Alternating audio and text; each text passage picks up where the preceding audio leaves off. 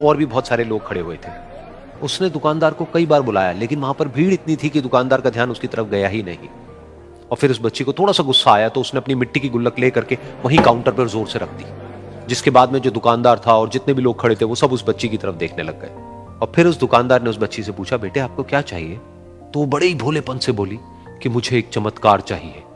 ये सुनकर के दुकानदार को कुछ समझ नहीं आया, ना ही वहां पर जो लोग थे उनको कुछ समझ में आया, और सब उसकी तरफ देखने लग गए। फिर दुकानदार ने बोला, बेटे चमत्कार तो यहां पर नहीं मिलता है। तो बच्ची को लगा कि वो उससे झूठ बोल रहा है, तो बच्ची ने कहा कि मेरी गुल्लक में बहुत पैसे हैं, आप बताओ आपको कितने पैसे चाहिए, लेकिन मैं आज यहां से चमत्कार लेकर के ही जाऊंगी। तो वहीं काउंटर पे एक और आदमी खड़ा था, उसने उस बच्ची से पूछा कि बेटे क्यों चाहिए तुमको चमत्कार? तब उस बच्ची ने अपनी कहानी बताई कि अभी कुछ दिन पहले मेरे भाई के सर में बहुत तेज दर्द हुआ, तो मेरे पापा मम्मी उसको हॉस्पिटल ले गए। उसके बाद कई दिन तक मेरा भाई घर नहीं आया। तो मैंने कई बार अपने पापा से पूछा, लेकिन उन्होंने मुझे कुछ नहीं बताया। उन्होंने बार बार यही कहा कि वो आ जाएगा, वो कल आ जाएगा, वो कल आ जाएगा, लेकिन वो आ ही नहीं रहा था। तो मैंने देखा कि मम्मी रो रही है, और पापा मम्मी को कह रहे थे कि उसकी दवाइयों के लिए और उसके इलाज के लिए जितने पैसे चाहिए उतने मेरे पास में नहीं है, अब उसको कोई चमत्कार ही बचा सकता है। तब मुझे लगा कि अगर मेरे पापा के पास में इतने पैसे नहीं भी हैं तो क्या हुआ, मेरे पास में तो है। तो मैंने जितने भी पैसे जोड़ रखे हैं वो सारे लेकर के मैं इस दवाई की दुकान पर आई। फिर उस आदमी ने उस बच्ची से पूछा, कितने पैसे हैं तुम्हारे पास में? ये सुनते ही उस बच्ची ने अपनी गुल्लक उठाई, जमीन पर फेंकी और तोड़ दी, और पैसे गिनने लग गई। बाकी सब लोग खड़े होकर के उसको देख रहे थे।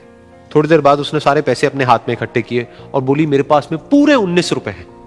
वो जो आदमी वहां पर खड़ा था वो थोड़ा सा मुस्कुराया और बोला कि अरे तुम्हारे पास में तो पूरे पैसे हैं, इतने का ही तो आता है चमत्कार। ये सुनकर के वो बच्ची बहुत खुश हो गई और बोली कि चलो मैं आपको अपने पापा से मिलवाती हूं।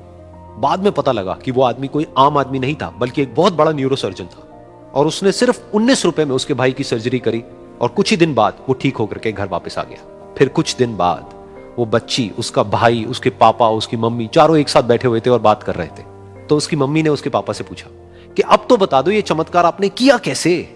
तो उन्होंने अपनी बेटी की तरफ देखा और बोले, ये चमत्कार मैंने नहीं, इसने किया है।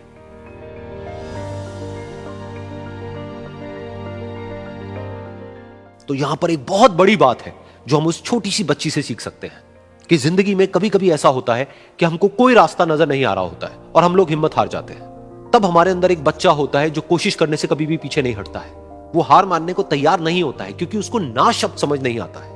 वो बच्चा जिसके लिए कुछ भी नामुमकिन नहीं है, क्योंकि वो हर हाल में कोशिश करता ही रहता है।